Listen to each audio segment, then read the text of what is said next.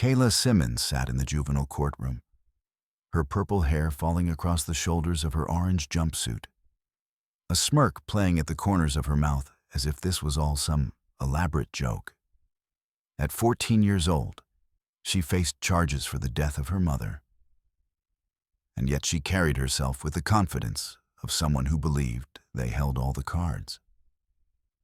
The prosecutors were certain of her involvement, certain that beneath the teenage bravado lay a calculated killer who had orchestrated a murder for money.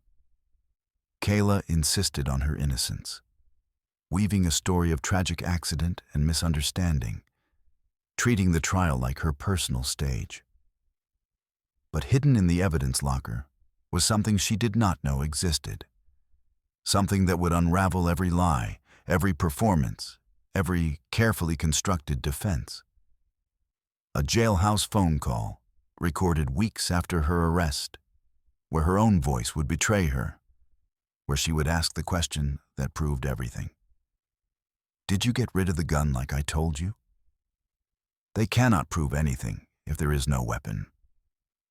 By the time Judge Harrison spoke her name for the last time, the performance would be over, and all that would remain was the truth she tried so desperately to bury. The arraignment began on a cold morning in November, the kind of day where frost clung to the courthouse windows and the fluorescent lights inside seemed harsh and unforgiving. Kayla was led into the courtroom in handcuffs, her purple hair a stark contrast to the drab orange of her jumpsuit. She looked around the gallery with an expression that bordered on amusement, as if she was surveying an audience rather than facing justice for her alleged crimes. Her court-appointed attorney, Marcus Chen, a man in his 40s with tired eyes and a briefcase stuffed with too many cases, sat beside her looking through his notes one last time. Judge Patricia Harrison entered the courtroom, her black robes flowing behind her, her face set in an expression of practiced neutrality. She had presided over juvenile cases for 15 years and had seen every type of defendant walk through her doors. But something about Kayla Simmons unsettled her from the start. The girl showed no fear, no remorse, only a kind of theatrical confidence that seemed utterly out of place.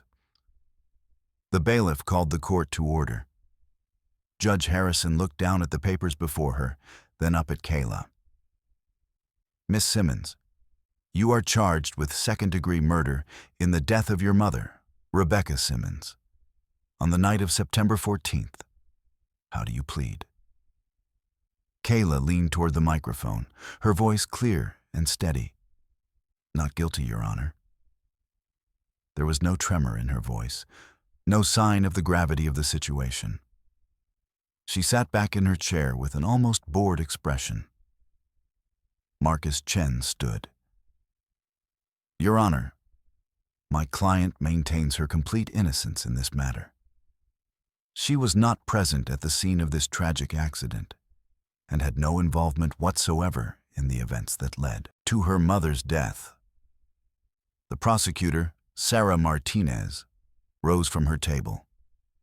She was a veteran of the district attorney's office, known for her meticulous preparation and her ability to build airtight cases. She had salt and pepper hair pulled back in a tight bun and wore a navy suit that projected authority. Your Honor, the state has substantial evidence that this was no accident. We intend to prove that Miss Simmons not only participated in, but orchestrated the murder of her mother for financial gain. Kayla rolled her eyes, a gesture so theatrical that several people in the gallery noticed. Marcus Chen placed a hand on her arm, whispering urgently for her to maintain composure. But she simply shrugged him off. Judge Harrison set a trial date for 3 weeks later and outlined the conditions of Kayla's continued detention. As the proceedings wrapped up, Kayla turned to Marcus and said, loud enough for nearby court personnel to hear, "This is such a waste of time. They have nothing on me." Marcus pulled her aside in the holding area after the arraignment. "Kayla, you need to take this seriously. You are facing life in prison. This is not a game." She laughed, actually laughed. "They are just trying to scare me. My mom's death was an accident. I was not even there. They cannot prove anything." "The police found your phone records placing you at the scene," Marcus said, his frustration evident. "So what? I went by the house earlier that day. That does not mean anything." She examined her fingernails as if the conversation bored her. Marcus sighed deeply. He had defended many clients who proclaimed their innocence. But Kayla's attitude was something different entirely. She was not just denying the charges, she was performing denial, as if she believed she could convince the world through sheer force of personality. Over the next 2 weeks, as the trial preparation continued, the defense team worked to build a narrative around Kayla's supposed innocence. They constructed a story of an abusive mother, a troubled home life, and a daughter who might have been acting in self-defense at worst, but more likely had nothing to do with the crime at all. Marcus brought in a psychologist who would testify about Kayla's emotional instability, her trauma from alleged abuse, and how she was being railroaded by overzealous prosecutors. Kayla seemed to enjoy the attention. During meetings with her defense team, she would embellish stories about her mother, adding details that made Rebecca Simmons sound like a monster. "She used to lock me in my room for days," Kayla would say, her eyes wide with feigned innocence. "She would scream at me for hours. I was terrified of her." But when Marcus pressed for specifics, for corroborating witnesses or evidence, the stories would shift and change. The details never quite lined up. Still, it was a narrative, and in the absence of direct physical evidence tying Kayla to the crime, it might create reasonable doubt. The trial began on a Monday morning in December. The courtroom was packed with reporters, curious onlookers, and members of Rebecca Simmons' family. Her sister, Janet Coleman, sat in the front row with red-rimmed eyes, clutching a tissue. Next to her were Rebecca's 2 younger children, ages 8 and 10, who had been placed in Janet's care after their mother's death. Kayla entered the courtroom with her head held high, scanning the crowd as if looking for someone. She made eye contact with a young man in the back row, a 19-year-old with dark hair and a leather jacket. He gave her a slight nod, and she smiled before Marcus Chen pulled her attention back to the front. Sarah Martinez delivered her opening statement with precision and passion. "Ladies and gentlemen of the jury, this case is about greed, manipulation, and cold-blooded murder. The defendant, Kayla Simmons, orchestrated the killing of her own mother to collect on a life insurance policy worth $250,000. She recruited her boyfriend, Tyler Walsh, to hire someone to commit the murder. She planned it, she executed it, and then she tried to cover it up. The evidence will show that Kayla Simmons is not a victim. She is a calculating killer who believed she was smart enough to get away with murder." Kayla whispered something to Marcus and smirked. The jury noticed. Marcus Chen stood for the defense's opening statement. "The prosecution wants you to believe that a 14-year-old girl is capable of masterminding a complex murder plot. But the truth is far simpler and far more tragic. Kayla Simmons lost her mother in a horrible accident. She has been grieving, traumatized, and now she is being accused of a crime she did not commit. The so-called evidence the prosecution has is circumstantial at best, manufactured at worst. Kayla was not at the scene when her mother died. She had no motive to harm the woman who raised her. This is a rush to judgment, and we ask that you see through the prosecution's narrative to the truth beneath."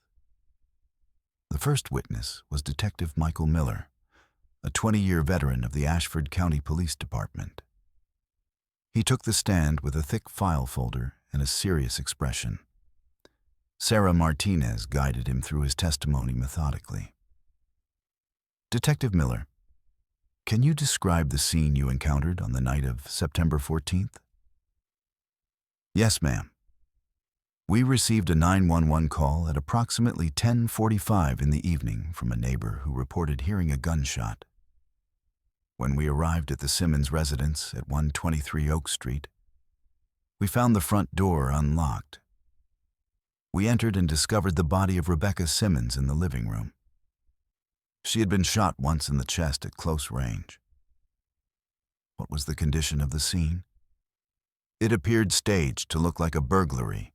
Drawers were pulled open, items were scattered, but nothing of significant value appeared to be missing.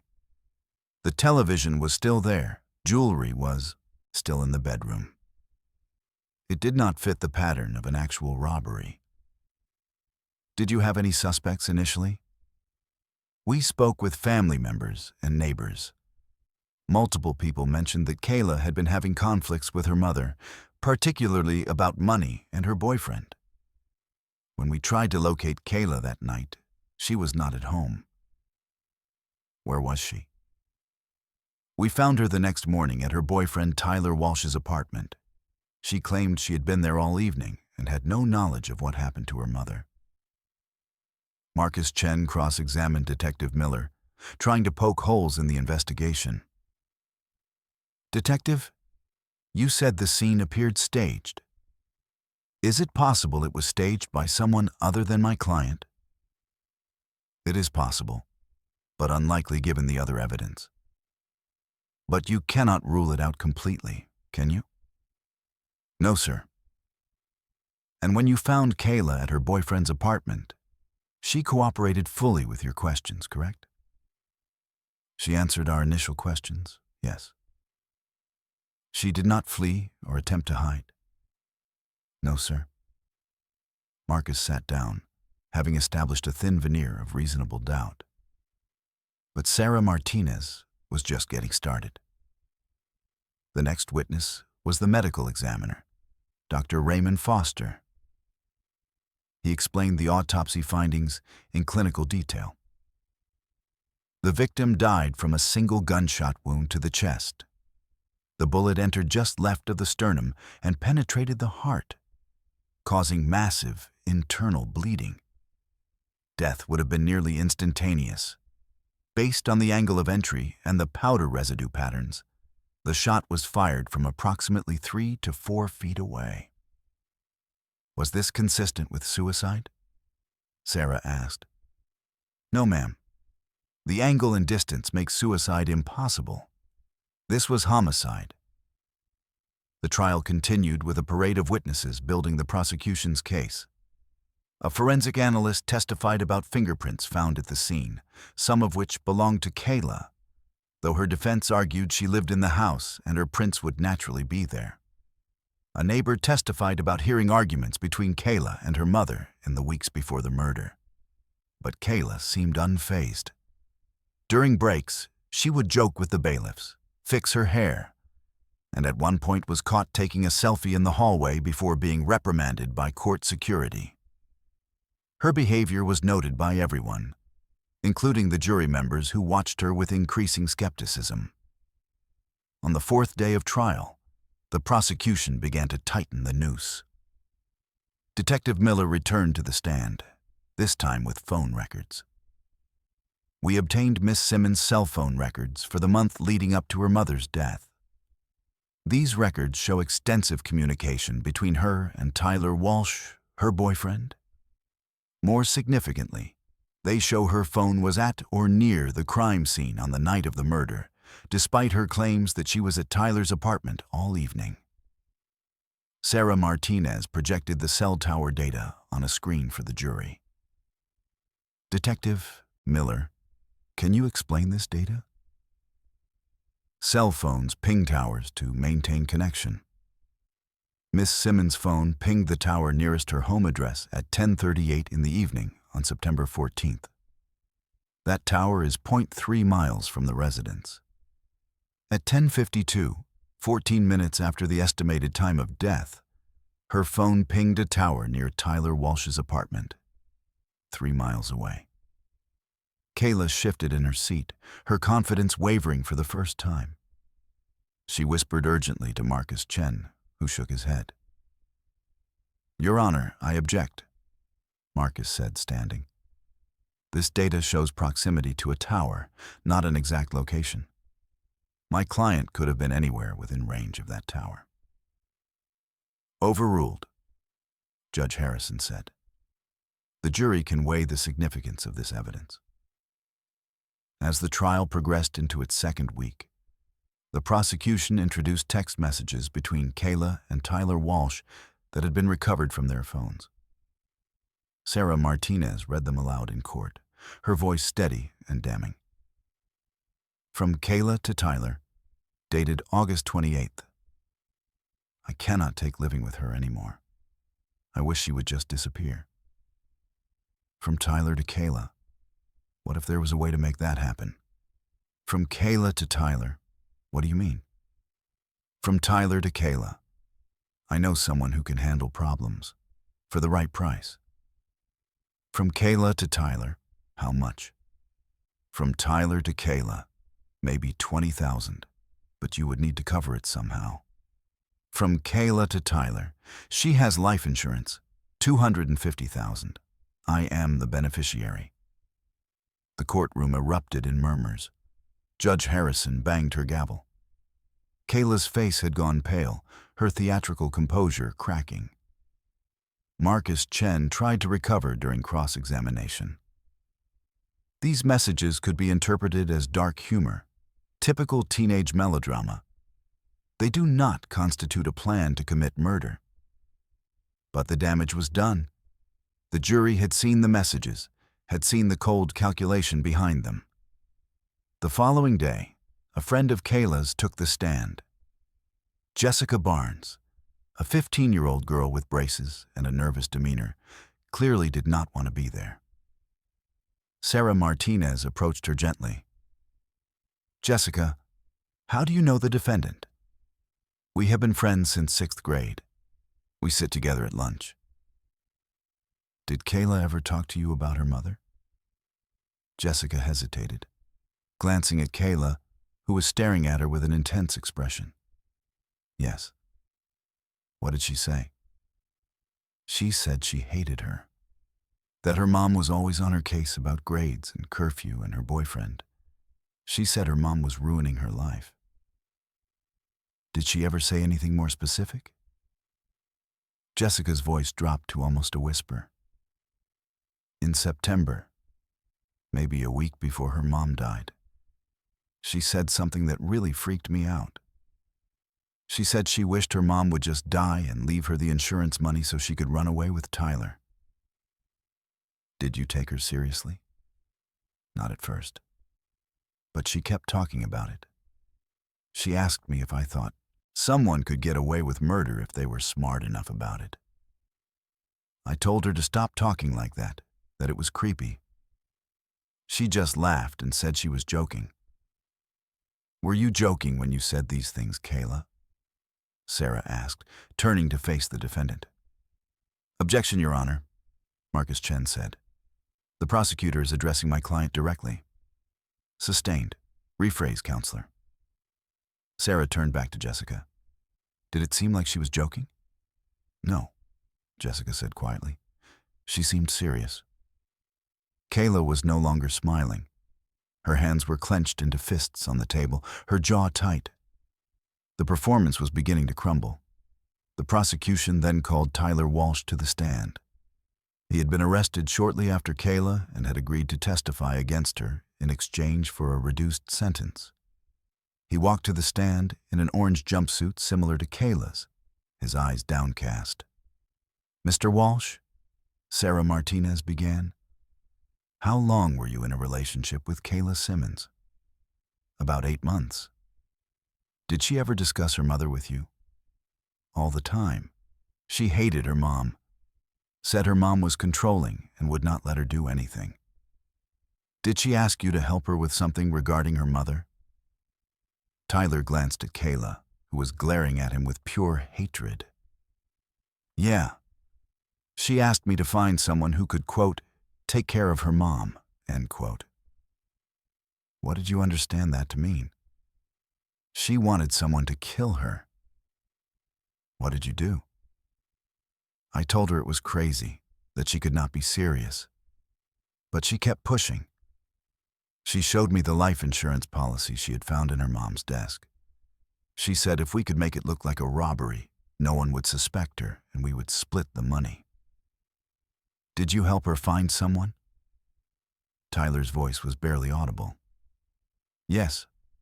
I knew a guy, Jake Morrison, who dealt drugs and was always looking for money. I approached him about it. He said he would do it for $20,000.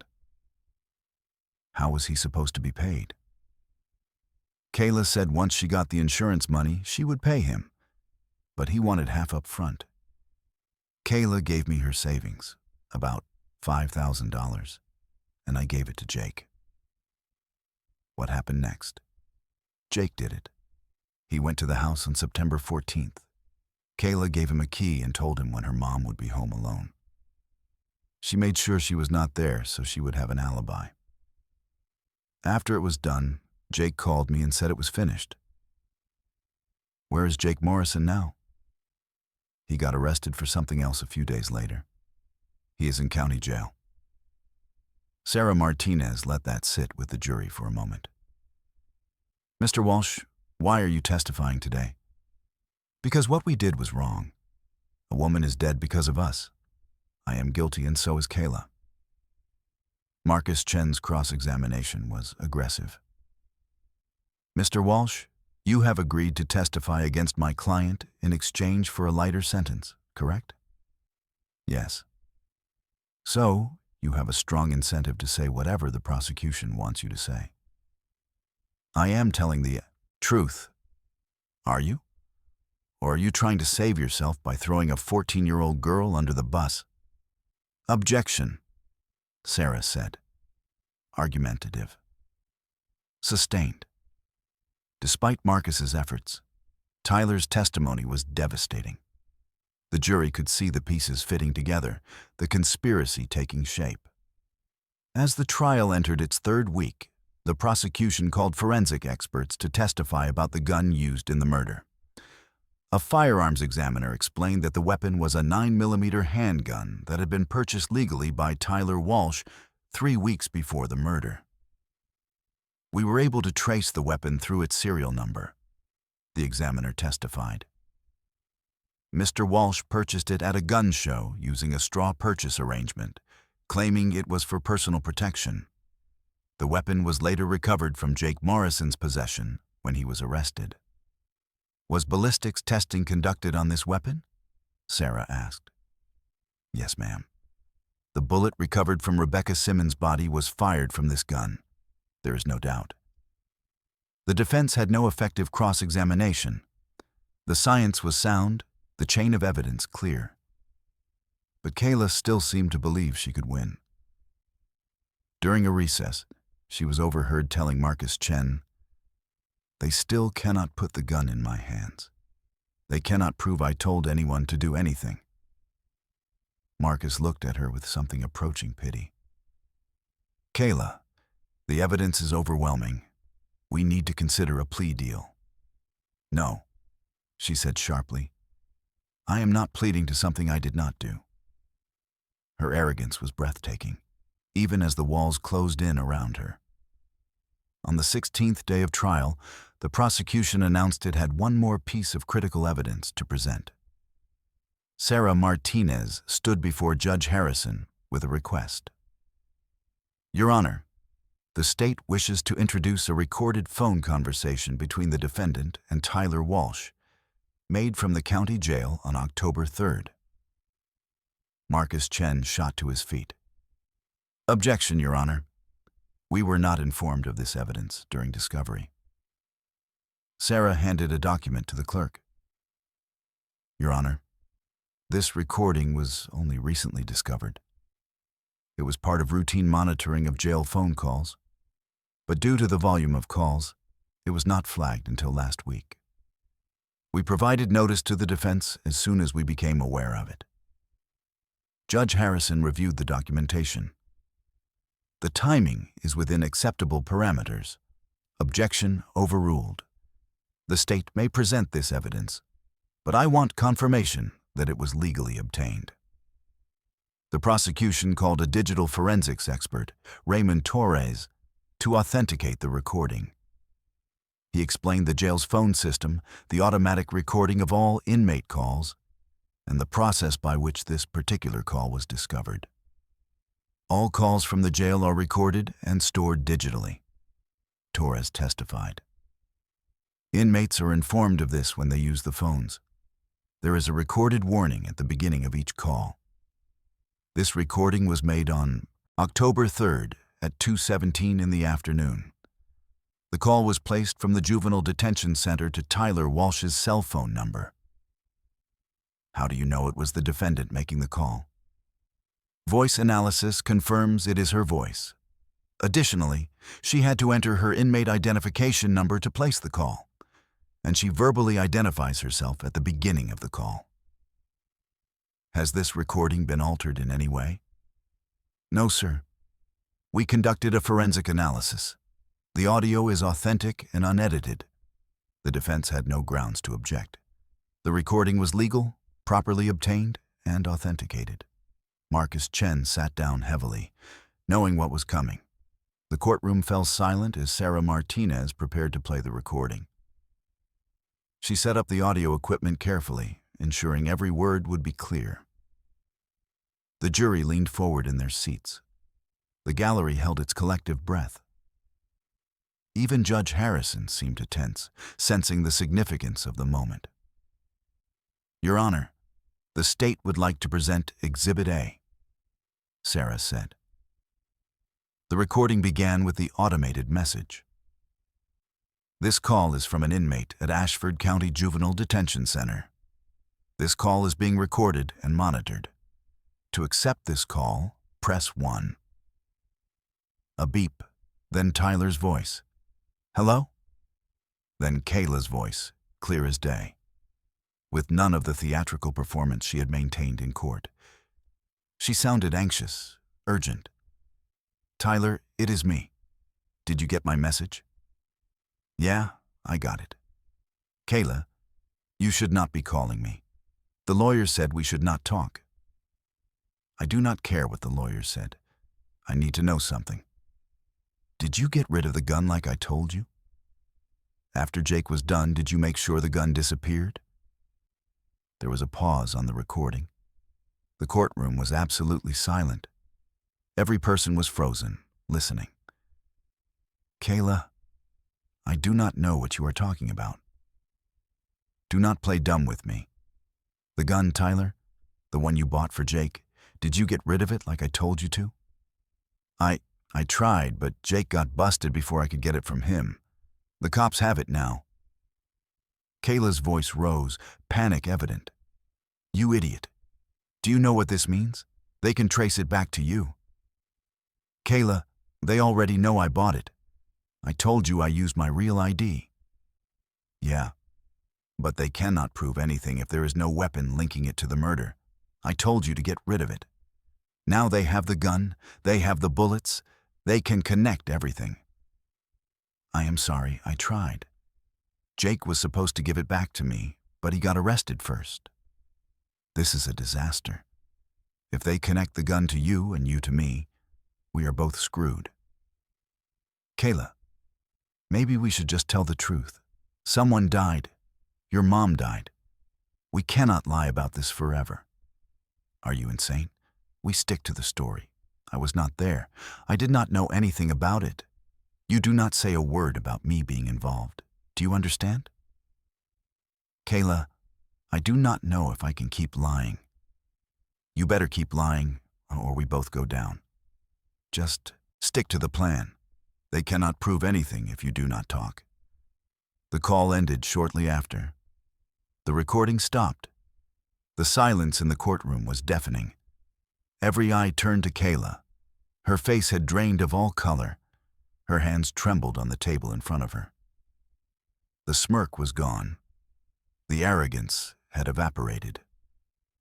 For the first time since the trial began, Kayla Simmons looked like exactly what she was, a 14-year-old girl who had just been caught in an undeniable lie.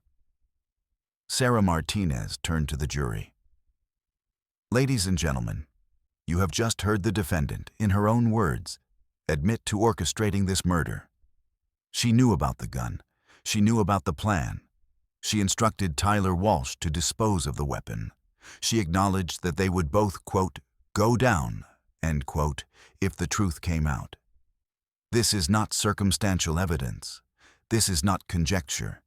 This is the defendant confessing to murder." The gallery erupted in gasps and whispers. Judge Harrison banged her gavel repeatedly. "Order! Order in this court!" Kayla was shaking visibly now. Tears streamed down her face, but these were not tears of remorse. They were tears of rage and disbelief that she had been caught. She turned to Marcus Chen, grabbing his sleeve. "Do something. This cannot be legal. They cannot use this." Marcus pulled away from her, his expression one of defeat. "It is legal, Kayla. You admitted to everything." The performance was over. The mask had shattered completely. Kayla put her head down on the table and sobbed, her shoulders heaving. The confident, smirking girl who had walked into court 3 weeks ago was gone, replaced by someone who finally understood the weight of what she had done. The defense had no closing argument that could overcome the recording. Marcus Chen made a perfunctory statement about reasonable doubt and the presumption of innocence. But his heart was not in it. He knew the case was lost. Sarah Martinez's closing argument was powerful and concise. The defendant believed she was smart enough to get away with murder. She believed she could perform her way through this trial, that her arrogance and confidence would create doubt in your minds. But the truth has a way of emerging. Her own voice, her own words, have convicted her. Justice for Rebecca Simmons demands that you find her daughter guilty of murder. The jury deliberated for less than 3 hours. When they returned, their verdict was unanimous. Guilty of first-degree murder. Kayla showed no reaction when the verdict was read. She sat slumped in her chair, staring at nothing, all fight drained from her. Judge Harrison scheduled the sentencing hearing for 2 weeks later. During that time, the victim impact statements were prepared. Rebecca Simmons' sister, Janet Coleman, wrote a searing indictment of Kayla's actions. On the day of sentencing, the courtroom was once again packed. Janet Coleman took the stand to read her statement. Her voice shook with emotion, but her words were clear. "Rebecca was my little sister. She was a single mother who worked 2 jobs to provide for her children. She was not perfect, but she loved her kids with everything she had. Kayla has robbed my niece and nephew of their mother. Those children wake up every day knowing their sister had their mother killed for money. How do you explain that to an 8-year-old? How do you make sense of such evil? Rebecca's murder has destroyed our family. We will never recover from this. And Kayla has shown not 1 ounce of genuine remorse." Other family members spoke, painting a picture of a woman who had been flawed but loving, who had been trying her best in difficult circumstances, who had been betrayed by her own daughter in the most horrific way possible. Then it was time for Judge Harrison to impose sentence. She looked at Kayla for a long moment before speaking. When she did, her voice was firm, measured, and filled with moral weight. "Kayla Simmons, this court has presided over your trial for the past month. In that time, I have observed your behavior, your attitude, and your complete lack of genuine remorse for what you have done. You have treated this trial as if it were a performance, as if you could charm or manipulate your way to freedom. You have smirked, you have laughed, you have shown contempt for this court and for the seriousness of your crime. But your own voice has revealed the truth that you tried so desperately to hide. Judge Harrison paused, letting her words sink in. Kayla sat motionless, her eyes downcast. You orchestrated the murder of your own mother for money. You recruited your boyfriend to find a killer. You provided the access, the timing, the means for this crime to occur. And when your mother lay dead in her living room, when her younger children were left without a parent, you felt no remorse. You felt only concern for yourself, for covering your tracks, for maintaining your lies. The judge's voice grew harder, more forceful. The recording of your phone call from jail reveals the depths of your narcissism and your moral bankruptcy. Even after your arrest, even after your mother was dead and buried, you were not concerned with what you had done. You were concerned only with whether you would get caught. You instructed your boyfriend to destroy evidence. You plotted to maintain your lies. You showed not one shred of human decency or conscience. Kayla was crying now, but Judge Harrison was not finished. This court has witnessed your theater, Miss Simmons. We have seen you perform for the cameras, for the jury, for anyone who would watch. But your own voice has revealed the calculated cruelty of your actions. You believed you were untouchable. You believed you were smarter than the investigators, smarter than the prosecutors, smarter than this court. Your arrogance was breathtaking in its scope. But arrogance is not intelligence, and performance is not truth. The judge leaned forward, her gaze boring into Kayla. You took the life of a woman who gave you life. You robbed 2 children of their mother for nothing more than greed. You destroyed your family. You destroyed multiple lives. And you did it all with a cold calculation that is terrifying in someone so young. Judge Harrison straightened the papers before her. The law allows me some discretion in sentencing in juvenile cases, even for murder. I have considered your age. I have considered that your brain is not fully developed, that teenagers are capable of terrible judgment. But I have also considered the premeditation involved in this crime. This was not a crime of passion. This was not a momentary lapse in judgment. This was a planned, calculated murder executed over weeks of planning and coordination. The courtroom was silent, except for the sound of Kayla's quiet sobbing. Your defense attorney has asked for leniency based on your age, but your actions demonstrate a level of moral culpability that transcends age. You knew what you were doing was wrong. You knew it was murder. You took elaborate steps to cover it up. You manipulated others to carry out your plan. And when faced with the consequences, you lied, you performed, you showed contempt for the very concept of justice. Judge Harrison's voice took on an edge of steel.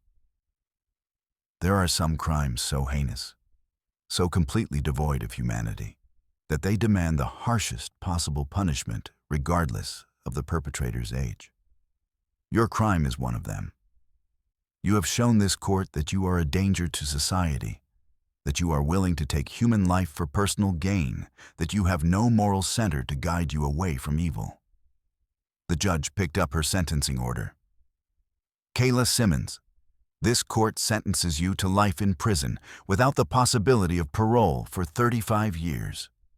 You will serve this sentence in a juvenile facility until you reach the age of 18, at which point you will be transferred to an adult prison.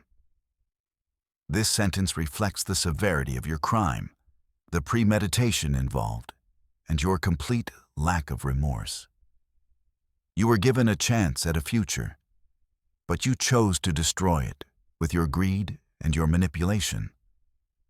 Now you will spend the majority of your adult life behind bars, thinking about what you have done. Kayla let out a wail, a sound of utter despair. She collapsed forward onto the table, her body shaking with sobs. Marcus Chen placed a hand on her shoulder. but there was nothing he could say that would change what had just happened. Judge Harrison was not done. "I want you to understand something, Miss Simmons. You believed you were clever. You believed you could outsmart everyone. But you were undone by your own arrogance. That phone call, those words you spoke thinking you were safe from scrutiny, those words will define the rest of your life. Every time you think about the choices you made, remember that it was your own voice that convicted you, your own words that sealed your fate." The judge looked out at the courtroom. Let this case serve as a reminder that justice has a long memory, and that the truth, no matter how deeply buried, has a way of emerging. The theatrics, the performance, the arrogance, none of it mattered in the end. What mattered was the evidence, the facts, and the undeniable truth that Kayla Simmons is a murderer. Judge Harrison banged her gavel one final time. "This court is adjourned." As the bailiffs moved to take Kayla into custody, she looked up one last time, her face streaked with tears and mascara, all traces of her former confidence gone. She caught sight of her Aunt Janet in the gallery and opened her mouth as if to say something, but no words came. What could she say? What words could possibly undo what she had done? The bailiffs lifted her gently from her chair. She could barely walk, her legs weak beneath her. As they led her toward the door that would take her back to detention and then to prison for the next 3.5 decades, she turned back one more time. The courtroom was emptying, people filing out quietly, soberly. Some were crying, some were nodding in approval at the sentence. But most just looked exhausted, wrung out by the weight of what they had witnessed. Kayla's purple hair hung limply around her face. The orange jumpsuit that she had worn with such defiance now seemed to hang on her small frame, emphasizing how young she really was. 14 years old, a child legally, but also a murderer, undeniably. As the door closed behind her, cutting her off from the courtroom and from the world she had known, the final sound was the click of the lock engaging. That sound echoed in the silent courtroom, a punctuation mark on the end of a trial that had captivated the community and shocked the nation. In the days and weeks that followed, the case sparked intense debate about juvenile justice. How could someone so young commit such a calculated crime? Should 14-year-olds be tried as adults for murder? What does it say about our society that a child could value money over a parent's life? The questions swirled through talk shows, opinion columns, and dinner table conversations across the country. But for the people directly touched by the case, the debates were academic. For Janet Coleman and her niece and nephew, there was only the hollow ache of loss and the knowledge that one of their own had been responsible. For Tyler Walsh, there was guilt and a prison sentence of his own to face. For Jake Morrison, the actual trigger man, there was life without parole. And for Kayla Simmons, there was a concrete cell and decades of time to contemplate the choices that had brought her there. The recording of that phone call was played countless times in the media, analyzed by experts, dissected for meaning. Those words, "Did you get rid of the gun like I told you? They cannot prove anything if there is no weapon," became synonymous with the case itself.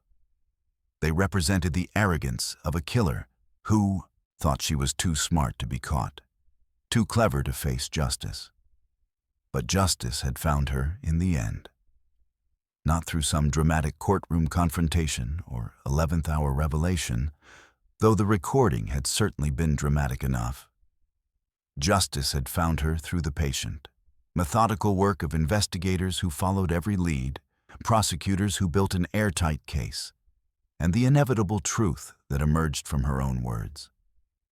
As Kayla settled into her cell that first night after sentencing, the reality of her situation began to truly sink in. 35 years before she could even be considered for parole. She would be 49 years old. Her entire youth, her 20s, her 30s, all of it would be spent behind bars. The money she had killed for would never be hers. The freedom she had sought would be denied to her for decades. In another part of the facility, other inmates heard whispers about the new arrival. The girl who killed her own mother for insurance money.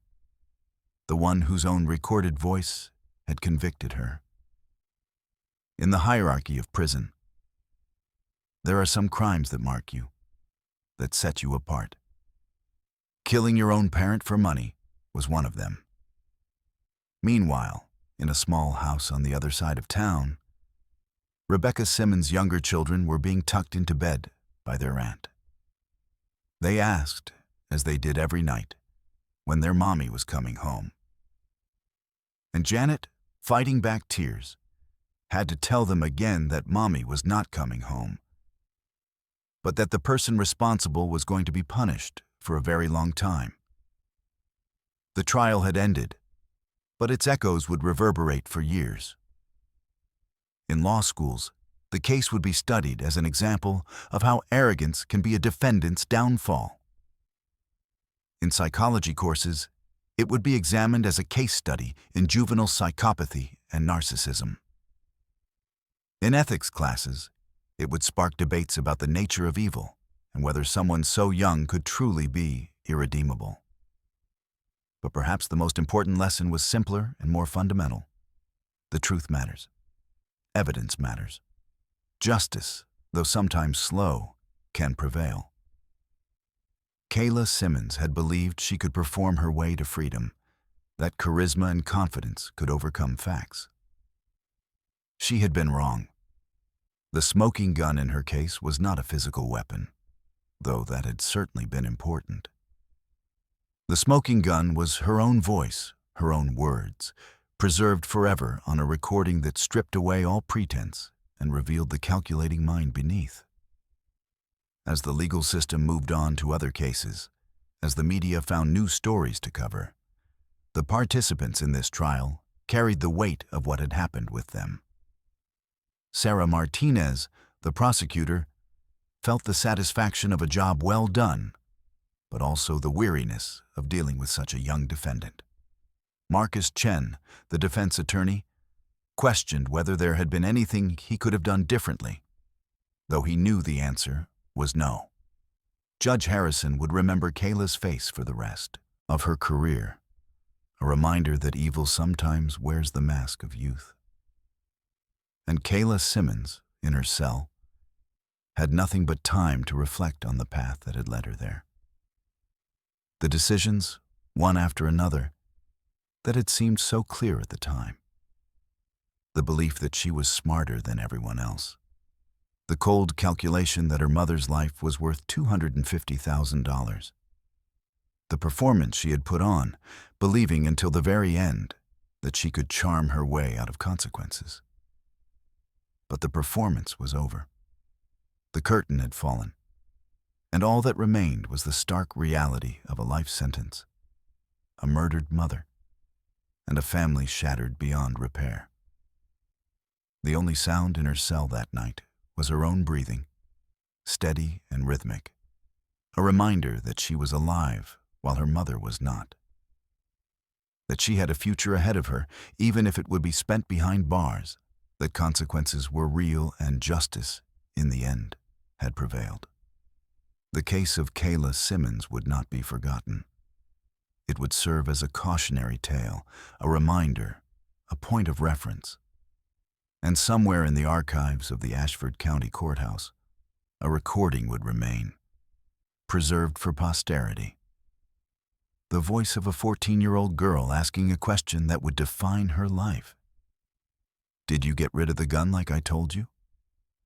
They cannot prove anything if there is no weapon. But they had proven it. They had proven everything. And Kayla Simmons would spend the next 35 years, at minimum, paying the price for her arrogance, her greed, and her crime.